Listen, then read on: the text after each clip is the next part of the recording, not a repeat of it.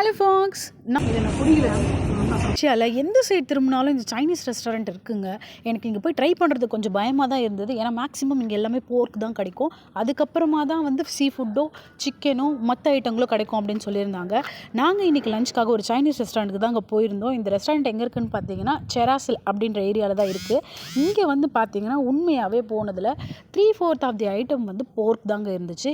என்ன ஐட்டம் எதுன்னு தெரியாமல் நீங்கள் எடுத்து பிளேட்டில் போட்டிங்கன்னா அப்புறம் கஷ்டம் பார்த்துக்கோங்க. அதனால நான் வந்து என் ஃபேமிலியோடு போனதால் எதுன்னு தெரிஞ்சு சாப்பிட்டேன். இங்கே வந்து மேக்ஸிமம் வந்து போர்க் ஐட்டம்ஸு. ரொம்ப முக்கியமான குறிப்பு, இங்கே நான் தவளைக்கறி ட்ரை பண்ணேன். உண்மையாகவே அது தவளைக்கறின்னு தெரியல.